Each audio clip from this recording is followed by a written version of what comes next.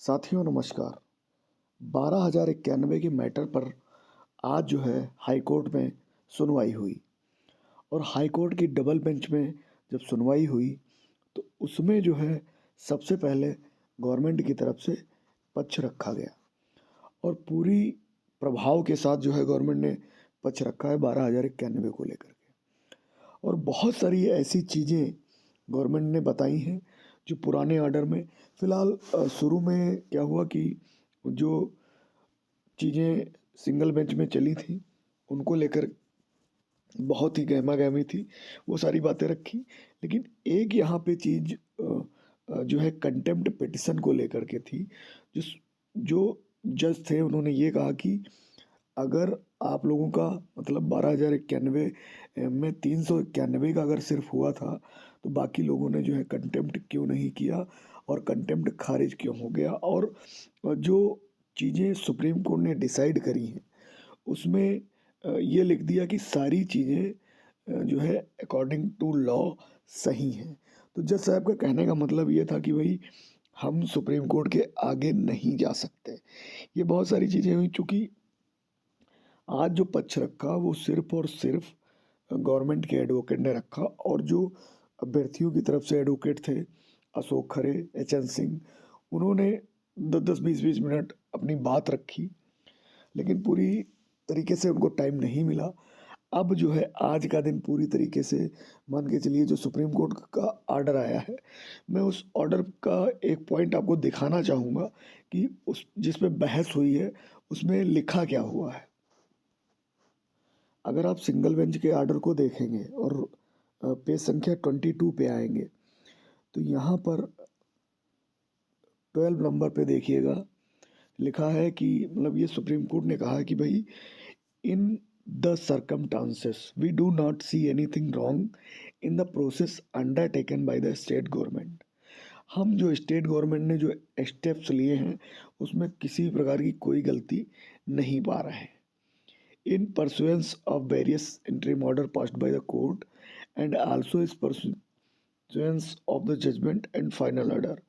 The fact that out of 12,091 candidates, only few could be selected and the reason for non-selection of rest of the candidates were part of the record since 2016. In any case, response filled by the state is also clear.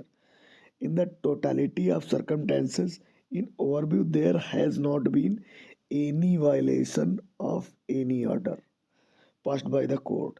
तो यहाँ पर ये चीज़ें इन्होंने कही है कि हम किसी प्रकार का स्टेट गवर्नमेंट का कोई भी चीज़ गलत नहीं पा रहे हैं और there has not been any violation of any order passed by this court, और कोई भी जो है इन्होंने वायलेशन नहीं किया है। बस इसी के इर्द गिर्द जो है जो गवर्नमेंट की तरफ से वकील थे वो इसी के इर्द गिर्द अपने पॉइंट रख रहे थे कि भाई किसी प्रकार का कोई वायलेशन नहीं पास हुआ है। और हाँ चलिए ठीक है कि 12,091 कैंडिडेट जो थे उनमें से केवल कुछ ही लोगों को सिलेक्ट किया गया है और इसके लिए जो है कहा गया कि भाई non selection of rest for the candidate. तो ये बहुत सारी चीज़ें थी, इसी के इर्द गिर्द वो लोग बहस करते रहे और पूरी तरीके से अपना प्रभाव जमा के रखा। क्योंकि एक लीगल प्रोसेस होता है कोर्ट का कि दोनों पक्ष को बहुत ही प्रॉपर तरीके से सुना जाता है।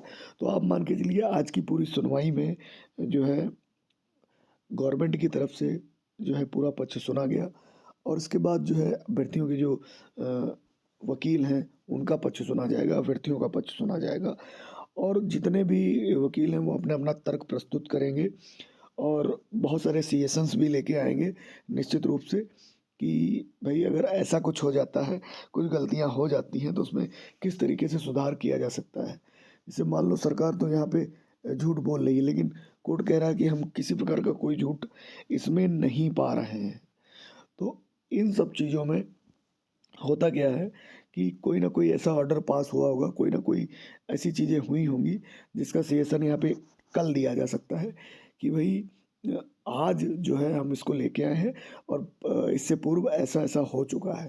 तो यहाँ पर कहीं ना कहीं जो हाई कोर्ट होता है वो सुप्रीम कोर्ट की बात को ऐसे काट नहीं सकता बिना किसी तर्क के और बिना किसी उस चीज़ के। तो उसको लेकर के जो भी जज थे, वो पूरी तरीके से यहाँ पर सरकार उनको लगभग लगभग कन्विंस कर रही थी।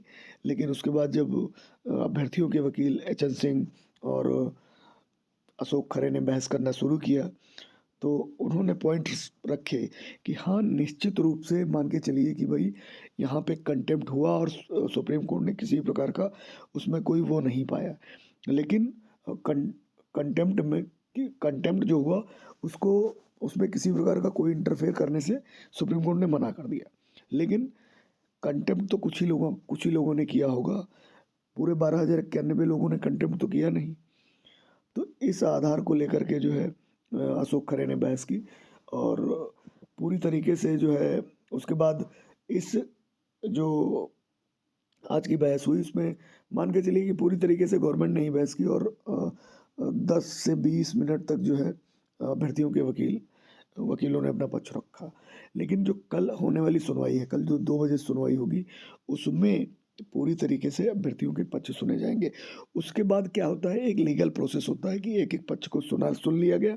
उसके बाद सभी पक्षों से रिटन सबमिशन जो है दाखिल कराया जाता है कि कुछ भी अगर छूट गया हो, तो आप रिटन में चीज़ें दे सकते हैं।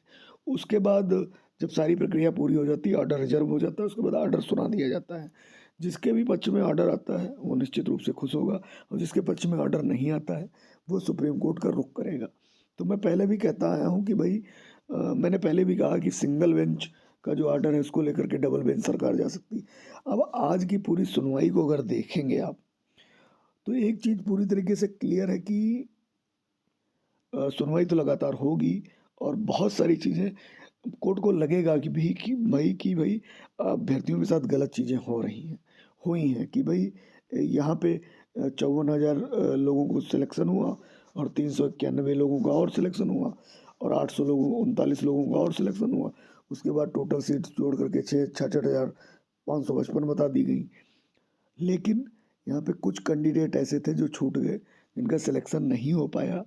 वो सरकार की वजह से हो नहीं हो पाया कि सरकार के जो अधिकारी थे, उन्होंने जो है वहाँ पे गलत तथ्य रखे। जैसे गौरव भाटिया ने वहाँ पर एक लिस्ट पकड़ा दी कि भई अब हमको इनको करना है, ये लोग एलिजिबल हैं। बाद में कुछ नहीं हुआ और लगातार जो है समय बीतता गया। तो ये बहुत सारी चीज़ें हैं, लेकिन आज की जो सुनवाई हुई उसको आप ध्यान में रख सकते हैं। कल और भी ज़्यादा चीज़ें क्लियर होंगी। फिलहाल आज की सुनवाई इसी कंटेम्प्ट के इर्द-गिर्द जो है घूमती रही।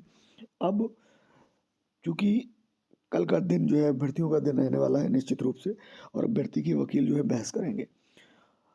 चूँकि जज सुनने के मूड में है और लगातार पहली डेट से ही इसको जो है कंटिन्यू कर दिया इस केस को। ये बहुत अच्छी बात है कि बहुत जल्दी डिसाइड हो जाएगा। अभ्यर्थियों के लिए अच्छा होगा या सरकार के लिए अच्छा होगा, ये तो बात की बात है। लेकिन ये मामला अगर मेरी माने तो निश्चित रूप से ये मामला फाइनली सुप्रीम कोर्ट जाता हुआ दिख रहा है। वो भी एक प्रॉपर चैनल से, चूँकि जो कंटेम्प्ट हुआ था इसको लेकर के कल बहस होगी कि भई सुप्रीम कोर्ट ने चलो ये चीज़ें कह दी कि भई ये कंटेम्प्ट था, उसमें जो है सही माना, स्टेट गवर्नमेंट को सही मान लिया गया। लेकिन सुप्रीम कोर्ट का ही जो डायरेक्शन है आर्टिकल 32 के तहत कि आप पहले 226 के तहत हाई कोर्ट जाइए। इस वजह से हम लोग हाई कोर्ट आए और क्या कहते हैं सिंगल बेंच से ऑर्डर भी हुआ। अब एक स्टेप जो है आगे चल चुके हैं। अब यहाँ से आज क्या हुआ, गवर्नमेंट ने 2 स्टेप पीछे बैक कर दिया अपनी बात, चूँकि उन्हीं की बात सुनी गई आज। अभ्यर्थियों के पक्ष के जो वकील थे, वो अपनी बात पूरी तरीके से नहीं रख पाए। उनको कल मौका मिलेगा और कल निश्चित रूप से वो प्रभावी ढंग से अपनी बात रखेंगे। लेकिन कहीं न कहीं अगर इसमें डबल बेंच इंटरफेयर नहीं करती है, तो ये मामला सुप्रीम कोर्ट भी जा सकता है। अब यहाँ पे देख सकते हैं कि ये 160/2024 ये स्पेशल अपील है और ये सेक्रेटरी बेसिक शिक्षा परिषद की तरफ से जो है। अब यहाँ पे देखिए, इन्होंने जो है 21 तारीख को इस पे सुनवाई करी, उसके बाद 22 तारीख को इसको लगा दिया कि 22 तारीख को एज ए फ्रेश मैटर हम इसको सुनेंगे और उसके बाद 22 को भी जो है यहाँ पर देखिए सुनवाई हुई और 23 को एज ए फ्रेश इसको लगाया गया, यानी कि 2 बजे के बाद ही इसको सुना जाएगा। लेकिन यहाँ पर एक चीज़ देखने वाली ये है कि अश्विनी कुमार मिश्रा जी और सैयद कमर हसन रिजवी जी इस पर क्या डिसीजन लेते हैं, क्योंकि पॉइंट पूरी तरीके से क्लियर है। नंबर एक, कंटेम्प्ट जो हुआ था उसमें सरकार को सही माना गया कि सरकार ने हमारे आदेशों की अवहेलना नहीं की, ये सुप्रीम कोर्ट कह रहा है। दूसरी चीज, अभ्यर्थियों के साथ गलत हुआ है।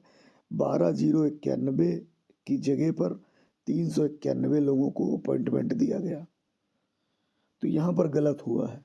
अब चूंकि आर्टिकल 32 के तहत सुप्रीम कोर्ट अभ्यर्थी फिर से गए थे, उसके बाद आर्टिकल 226 के तहत सिंगल बेंच में केस जीते हैं। तो यहाँ पर जो मामला बनता हुआ दिख रहा, अगर कोर्ट को एक भी पॉइंट मिल जाता है, एक भी पॉइंट, कि हम उस तथ्य को किस प्रकार काट सकते हैं जो कंटेम्प्ट में सुप्रीम कोर्ट ने सही माना है, तो निश्चित रूप से सरकार की ये जो डबल बेंच जाने की याचिका है ये यहाँ पर खारिज होगी और सिंगल बेंच की याचिका को कुछ एरर्स के साथ, जो एरर हैं उसको हटा करके अलाउ कर दिया जाएगा। लेकिन अगर कोई भी सीएसन ऐसा नहीं मिलता है तो आप ये कह सकते हैं कि मामला जो है सुप्रीम कोर्ट की तरफ मूव कर सकता है, क्योंकि अभ्यर्थी भी पूरी तरीके से आर पार की लड़ाई में है और सरकार भी पूरा मूड बना के आई कि आर पार की लड़ाई। लेकिन लड़ाई चूंकि यहाँ पर तथ्यों की है, और तथ्यों की अगर बात करें तो किसी के ये कह देने से मतलब कि भाई ये बिल्कुल सही है, वो चीज़ें सही नहीं होती हैं। संविधान में निश्चित रूप से कोई ना कोई ऐसी चीज़ जरूर होगी जो यहाँ पर ये साबित करेगी कि सरकार ने कोर्ट को गुमराह किया है, और पूरी तरीके से गुमराह करने के बाद ये चीज़ें कोर्ट के सामने रखी हैं और कोर्ट को जो है क्या कहते हैं गुमराह करके और अपना जो है ऑर्डर यहाँ पर लिखवाया है। तो बहुत सारी चीज़ें हैं, अब देखना ये होगा कि किस तरीके से कल की बहस में क्या होता है। फिलहाल आज की बहस का अगर मैं सार बताऊं आप लोगों को, तो आप ये अपील संख्या नोट कर लें, इसकी ज़रूरत आपको बार बार पड़ सकती है। अपील संख्या डाल करके स्पेशल अपील नंबर, उससे आप जो है ऑर्डर भी देख सकते हैं, और जितनी भी आईएएस हैं, मेरे ख्याल में आज 4 या 5 आईएएस जो हैं इस ऑर्डर में सबमिट हुई हैं और अभी पेंडिंग में है, वो सबमिट हो जाएंगी। फिलहाल इस आज की जो बहस है इसको लेकर के गवर्नमेंट की तरफ से पूरी तरीके से, गवर्नमेंट की तरफ से पूरी प्रभावी तरीके से अपनी बात रखी गई, इसमें दो राय नहीं है। और दूसरी चीज़, कल किस तरीके के सीएसन, आज रात की जो तैयारी होगी वो निश्चित रूप से कल दिखेगी कि भाई कल क्या होने वाला है। फिलहाल मामला डबल बेंच में जो है पूरी तरीके से दिलचस्प हो गया है, और कहीं ना कहीं अगर पूरी तरीके से कोर्ट को कन्विंस कर ले जाते हैं कल अभ्यर्थियों के जो एडवोकेट्स हैं, तो निश्चित रूप से ये खारिज होगा। नहीं, अगर खारिज हुआ, अगर अभ्यर्थियों के पक्ष में नहीं आता है, तो निश्चित रूप से मामला सुप्रीम कोर्ट एक बार फिर से जाएगा और एक बार फिर से सर्वोच्च न्यायालय में इसकी सुनवाई होगी। तो दोस्तों, उम्मीद है बहुत सारी जानकारी आपको मिल गई होगी। अगर आप कोई सजेशन देना चाहते हैं तो निश्चित रूप से आप कमेंट बॉक्स में जो है बता सकते हैं, या कोई क्वेरी हो तो कमेंट बॉक्स में आप ज़रूर लिखिएगा। Thank you.